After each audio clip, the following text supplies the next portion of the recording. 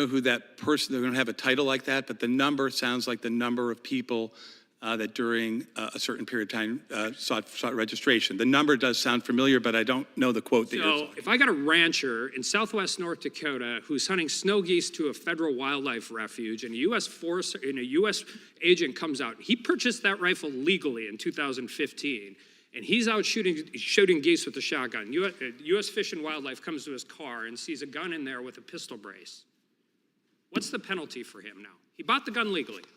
2015. Well, again, it's 5 to 10 years and a max of a $250,000 fine. You talk about costs, you talk about budget cuts. So let's just assume the low end number of the ATF numbers on 3 to 7 million. 3 million guns that were purchased legally without any extra requirement. The ATF has gotten 255,000 of those registered. So you are roughly saying 2.7 million people are now felons in possession of firearms for something they purchased legally. I respectfully disagree with a lot of the characterizations in your question. The last administration, Attorney General Barr issued guidance on this before ATF even got to this. People were on notice for years and years and years that you can't take something and break it into two and then put it together and treat it differently than the person who buys it in one piece. They bought a gun legally and you guys retroactively made it illegal in a different qualification. Respectfully, exactly I disagree. That is not what the facts reflect. The gentleman has expired. The gentlelady from Missouri is recognized. Thank you, Mr. Chairman. First, I want to start by offering my condolences to Ms. Malinowski, who I believe was here earlier. St. Louis and I are here today seeking accountability for the gun violence epidemic in our country and for all instances of potential law enforcement misconduct. Director Dettelbach, thank you for being here today. Let me say that I support several of the ATF's recent efforts, including the Ghost Guns rule, the stabilizing brace rule, and the efforts to stop gun trafficking. But as gun violence continues to shatter families and communities, thanks in part to weak gun laws in Republican-controlled states like mine in Missouri, equitable and effective enforcement of our existing laws, it must be a top priority. There is a difference between the way the law is written and the way it is enforced, as communities like St. Louis know all too well. So taking on the gun violence epidemic requires asking hard questions about enforcement. That's why the last time you were before this committee, I asked you about the Good Old Boys Roundup. In the 1980s and 1990s, ATF agents organized shameful whites-only events, which former ATF Director John McGaugh characterized as being racist in nature, anti-Black, and having discrimination almost every year.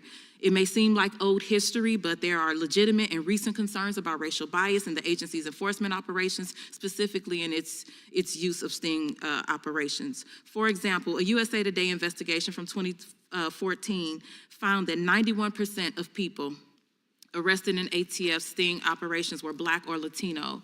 When you were U.S. Attorney, your office prosecuted these kinds of cases. Are you aware of these concerns regarding sting operations? And if any, what steps have you taken to address? At ATF, we are very clear that we don't look at any of those kinds of factors, and it is absolutely a necessity, Congressman, that law enforcement not look at these kind of factors. And I would say there were comments that were made earlier that I thought somebody was perhaps implying that because somebody's wealthy or lives in a nice neighborhood, that they should be treated differently than other people.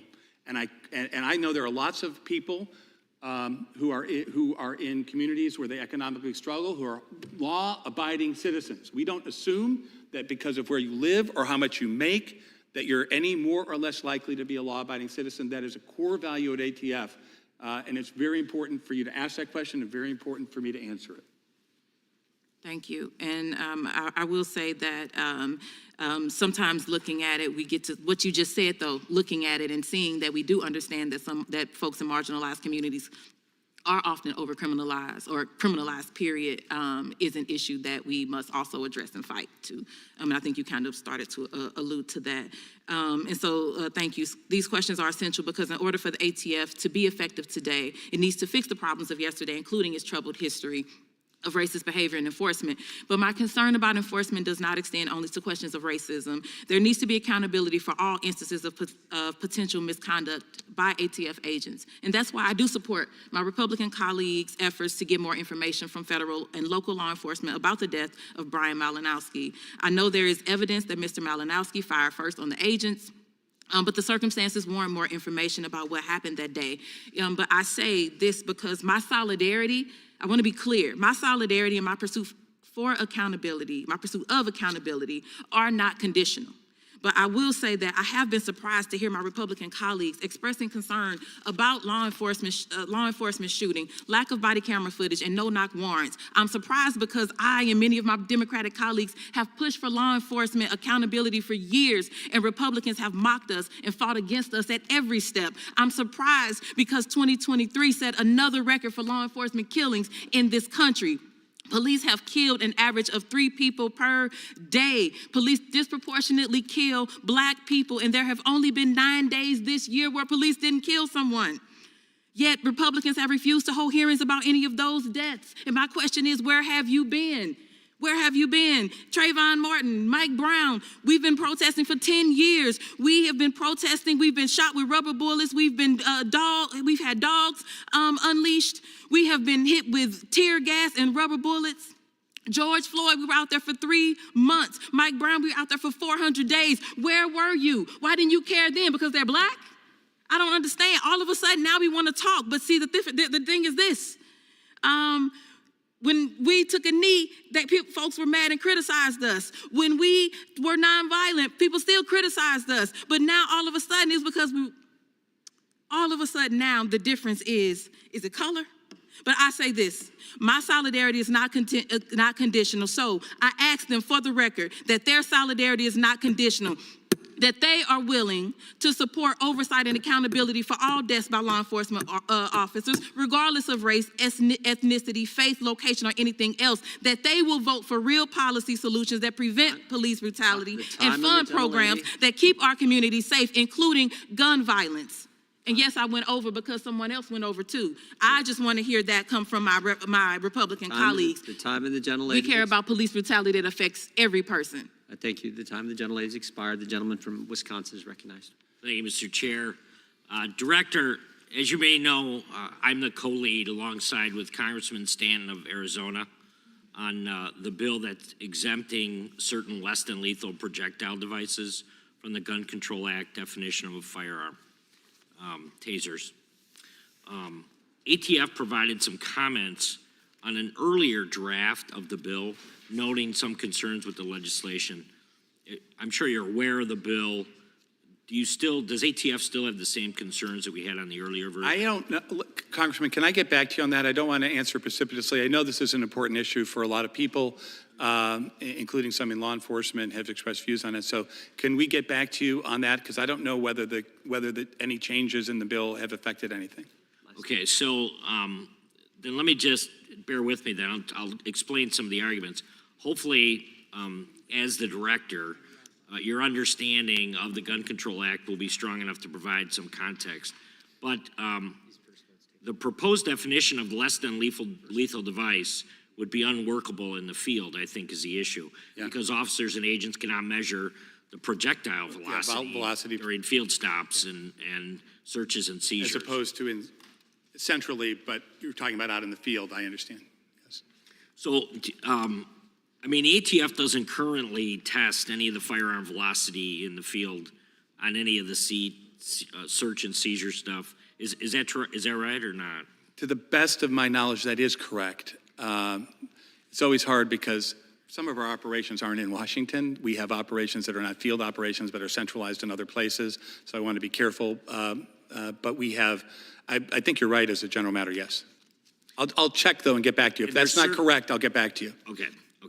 So to be clear, ATF right now though, the concerns that this change would be unworkable in the field hinges on the idea that officers and agents would suddenly need to start measuring velocity and checking the internal workings, right? I mean, what I'm trying to get to the bottom, because I think Congress is way beyond ATF on this. I think there's a bipartisan group that certainly is starting to grow when it comes to this technology. and ATF still seems stuck in where we were 3, 4, 5 years ago. Okay, I understand. agree with that, or- We will get, I mean, obviously, you're getting the same feedback that we are, because this is law enforcement wants more. there are exceptions in the current law for law enforcement, but I understand your concern, and we will get back to you, Congressman. I will commit to you that we will get back to you. Okay, very good, very good. So with the time that I have left, I just also wanted to submit for the record a letter from Mr. Earl Griffith, who served in the ATF for more than 20 years, retiring as a division chief of ATF's Firearm and Ammunition Technology Division. Without objection. Mr. Griffith's letter, dated March 6, 2024, is in support of the bill, H.R. 3269, and suggests that ATF already has the existing authority to revisit classification determinations if the manufacturer decides to modify a less lethal projectile device into a lethal configuration. And that's what the manufacturers are doing. I mean, they're changing the technology to kind of match up with where ATF is at. And I think that's unnecessary. I think this thing could be cleaned up if we would just have somebody pay attention to kind of where Congress is moving on this and how quickly we're moving. Congressman, my understanding is that the statutory language that is at issue in a lot of these is to expel a projectile by means of an explosion. And that is what is causing some of these classifications. Now, Mr. Griffith obviously is a well-respected, longtime ATF employee. We'll look at the letter and try to get back to your office on where things stand. Yeah, I'm just telling you, Congress is way ahead of where ATF is on this. And that's why I wish it would take a deeper kind of longer look at kind of where we're at. Because otherwise, the input that you would have is simply not going to be taken seriously if the statute is written or if the changes are already made. So I would encourage you to do that. I yield back. Gentleman yield. 30 seconds. Will the gentleman yield? Yeah, thank you. I just, real quick, you mentioned earlier that we need to be focused on the facts, particularly relative to the Malinowski case. I just want to make clear, understand, are you disputing that the ATF was not in Little Rock, Arkansas, ready to execute a raid on the week before, on March 12th, 2024? I'm neither disputing We saw the video. We saw the video, right? There's a lot of again, this is a slippery slope. I have to abide by our Department of Justice policy. You're saying ATF wasn't in Little Rock the week before? I'm not saying any of that. I'm saying that until the investigation is completed, I am not disputing that fact or any other fact. I'm trying to counsel, because I hear a lot of things flying out there. You said earlier things were stated that were not facts. I think I have stuck to the facts. I wasn't focusing I on just double that. check. There's been a lot of things said, Congressman. Mr. Chairman, I'm sorry. Gentleman from Virginia is recognized. The death of Brian Malinowski is a tragedy, but unfortunately, it is not a surprise given the cavalier attitude of the ATF over the years and the way that they play fast and loose with the law and with the facts and with the lives of American citizens. I want to ask you about the latest area in which the ATF is playing fast and loose and really taking actions that are going to endanger more lives in the future if we don't see changes, and that's the new attempt to have a universal registration check rule. As you know, the Gun Control Act makes it unlawful for any person, save a licensed dealer, to engage in the business of dealing in firearms until he's filed an application with ATF and received a license. The 86 Act modified the GCA, adding a statutory definition of engaging in the business. And then in 2022, Biden signed into law the BCA, which broadened the definition by eliminating principal objective and replacing it with a requirement to predominantly earn a profit. But I want to ask you, because people who make occasional sales, exchanges, or purchases of firearms for the enhancement of a personal collection or for a hobby, or who sells all or part of his personal collection of firearms, was that portion of FOPA altered by the 22 Act? So Was the exclusion altered? that language by is the 22 in Act? that language, I believe. I mean, this is in litigation, our position, and the rule speaks for itself.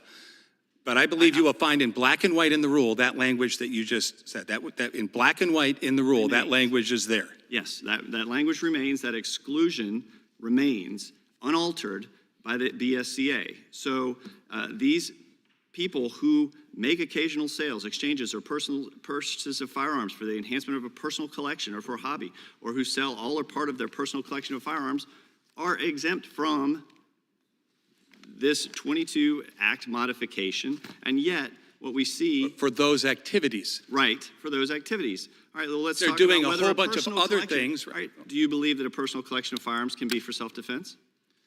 So I think, again, the provisions of the rule speak for itself. And in this format, it's hard to get into a deep debate on this. We also have filed significant legal papers in courts that are hearing this. And because it's pending litigation, nothing I say can or should contradict any of those things.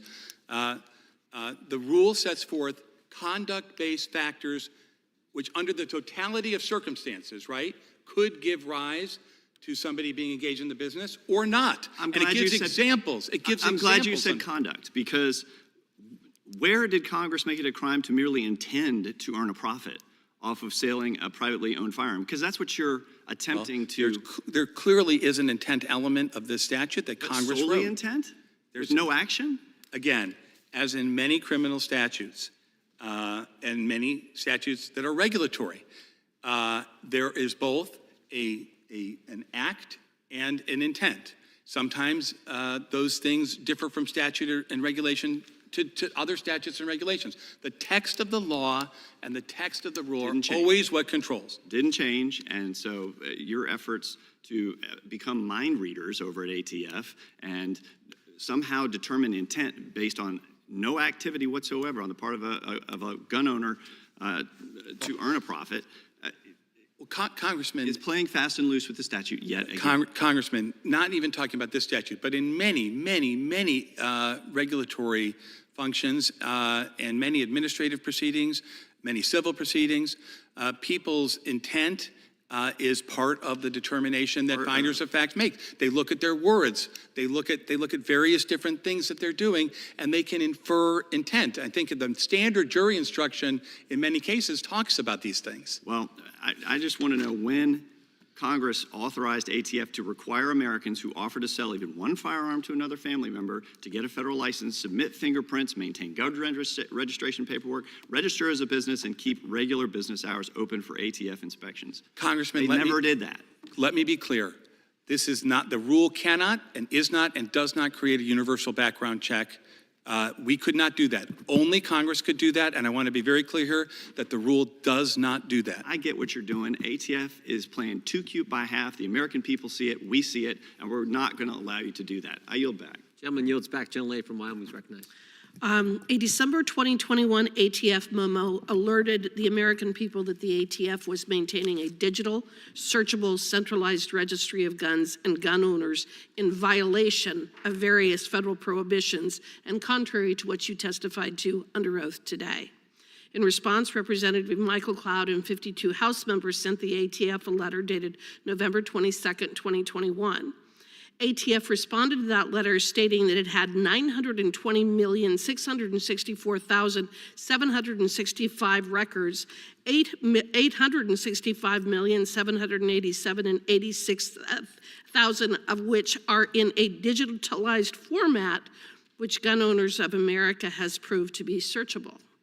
This was discovered shortly after ATF was revealed to have processed over 54 million records in a single year.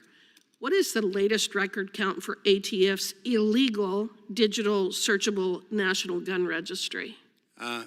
Zero. We obey the law. According We do to not, your letter, none of our records. according to your letter, you have over 865 millions of these records are in digitalized format. You have admitted it. Respectfully, I think ATF is the only customer of Adobe Acrobat that Well, pays let's get money to into that. remove search function. Before the Commerce, Justice, Science Subcommittee of the Appropriations Committee in April of last year, you testified that ATF pays Adobe Acrobat Extra to have certain search functionality eliminated. That's not correct. Well, is ATF's digital database of gun owner records capable of being opened by normal Adobe Acrobat and searched by name? Again, we It's pay. a yes we or pay- no question. Is it? We pay to have search function eliminated. We don't pay Adobe Acrobat, I believe. We pay somebody else. But If ATF asked, could Adobe Acrobat re-enable name search functionality on ATF's illegal gun registry? it is not an illegal registry. We do not If search ATF by. We do asked- not search by. We do not search in the method that you're suggesting, and we cannot. And these are records that are we pay a public safety cost, which Congress is If Congress to ATF balance for this asked- decision. If which is ATF asked, could Adobe Acrobat re-enable name search functionality on ATF's illegal gun registry? I'm not an expert in Adobe Acrobat coding. I do know that we do not keep a gun registry. I also You have know that records. You have admitted that you have over 920 million records, over 865 million of which are in digitalized format, correct? the question, if your answer is, are they somehow scanned in so that we literally don't have to have 950 million pieces of paper, that is a lot different from what you're implying with respect to having a gun registry. It is also true, Congressman, that we don't have any records of firearms purchases Let me ask for this people question. who are still in business, which is the vast majority of currently You sold also- firearms. We have zero. You also testified before that subcommittee that ATF's digital database of gun and gun owners is not capable of being searched by personal identifier. Can ATF's gun registry be searched by make, model, and serial number, enough searchability to create a list of, say, all AR-15 owners? The answer to your question is we do not create, use, search, You're not get answering my around the question. registry. You're not answering my question. Your question had, respectfully, it was a technical question with 5 or 6 different parts. Can I'm the trying not to registry be erroneously, as you said, I'm under oath, I'm trying not to erroneously misstate things of technical nature. We do not keep a registry. We use these things for pending homicide investigations. It takes us a lot longer to find the name of the killer. Mr. Dettelbach, you have mentioned gun running and gun violence associated with Mexican cartels and the crime associated with that. In fact, you refer to the cartels as, quote, the most dangerous organizations in the world. How many conversations have you had with President Biden or Secretary Mayorkas demanding that they close the southern border? We do not, ATF does not. How many discussions have you had with President Biden or Mayorkas about closing the southern border? The answer to your question is, Zero. we work with DHS How many on conversations have border-related. you had with them demanding that they close the southern border? Again. It's a simple question. Again, may I answer? How many conversations have you had We demanding? discuss our border-related security issues with DHS frequently. I have had Have you conversations demanded with that they Secretary close the Mayorkas southern about our border? efforts. Have you to try and- demanded that they close the southern border? I'm at ATF. It is not our jurisdiction to police the southern border. That's for DHS, Congresswoman. You don't care about crime in this country if you're not trying to address what's going on at the southern border. Respectfully, I deeply disagree. I think it's very unfair. Gentleladies, time has expired. The gentleman from South Carolina is recognized. Thank you, Chairman. Director, here's what I find troubling. In 2021, there were 5 FFL licenses that were revoked, but in 2023, that number has jumped to 157, I believe. That's a dramatic increase, and in my opinion, and I think we've echoed this on this side, a very stark indicator of the Biden administration's aggressive overreach against FFLs. And here's what's worse. An increasing number of firearms dealers faced with severe and often disproportionate consequences for minor clerical errors have elected to shut down their operations rather than endure the extensive and costly process of defending their practices. This is like David versus Goliath, except that Goliath, the U.S. government, wins because all the resources are there and you have a small business trying to defend themselves against the insurmountable resources of a federal government. So let's take a look at the number of voluntary business closures post-inspection over the last couple years. In 2021, there were 24. 2022, 69, and 2023, there were 80. This is a result of ATF's zero tolerance policy, and quite frankly, a very concerning trajectory of ATF. This is all occurring under the guise of public safety, but ATF is essentially working to dismantle a very lawful firearm industry. Let me ask you something, and this was talked about earlier. Where can I find authorization from Congress that you would revoke somebody's FFL for a minor clerical error? Where is that in the statute? The statute and the policy and our implementation deals with willful violations. And by the way, it limits them further to violations that endanger public safety. The vast majority, one thing I think we agree on, which I want to say because it's important, the vast majority of firearms licensees out there are following the law and following the rules. Correct. They're law-abiding businesses. That's why over 98, almost 99% of our inspections do not result in revocation. There's due process. People can request a hearing. In the hearings, Congressman, that we conduct, these are administrative hearings at ATF. Half the time, we decide not to revoke because of something that the FFL presents to us. People have lawyers at some of those, they don't have lawyers at others. And in many cases, we work with FFLs to try and cure any defects, if they're clerical defects, to make the FFL stronger in terms of a target for people who, not the FFL is doing something illegal, but others are taking advantage of weak controls. And that can be a public safety threat as well, as you know. Even a law-abiding FFL, if they're not careful, can be taken advantage of by straw purchasers. Director, here's my concern, and I know we've got limited time, and I'm Sorry. certainly respectful of yours. The BSCA was passed in 2022. Based on that, you have, there's been a slight modification to the rule that, quote, even a single transaction or offer to engage in a transaction when combined with other evidence may be sufficient to require a license as an FFL. And so you are inferring from that, and again, I think this is where the minor clerical errors come in. Congress has made no law to this. There is a 2022 amendment, but I think you have largely ignored another statute, 18 U.S.C. 921A21. Are you familiar with that statute? Yeah, I'm familiar with all the code, but I What does that say, respond. Director, what does that say? What does that statute say? I believe it's a provision you're talking about for importers, which is a provision that you're referring to. It says that the term engaged in business Okay, so the shall engagement. not include a person that makes occasional sales, exchanges, or Right. purchases of firearms for the enhancement of a personal collection or a hobby, or who sells all or part of their personal collection or firearms. That's quoted in the rule. Correct. The concern that I have, though, is that that's not the application by ATF, that you're taking a very heavy-handed approach. And again, you have to look at the disproportionality of this, is that you have the heavy hand of government, you have the enforcement, you're creating these rules, I think, which are beyond the scope of what Congress has implied or directed, and you are using this to kind of target people. And again, I'm not talking about the bad actors. I'm talking about lawful businesses who are trying to do the right thing and have minor clerical errors. Let me ask you something real quick. I want to shift gears. Could you describe Spartan? What is Spartan?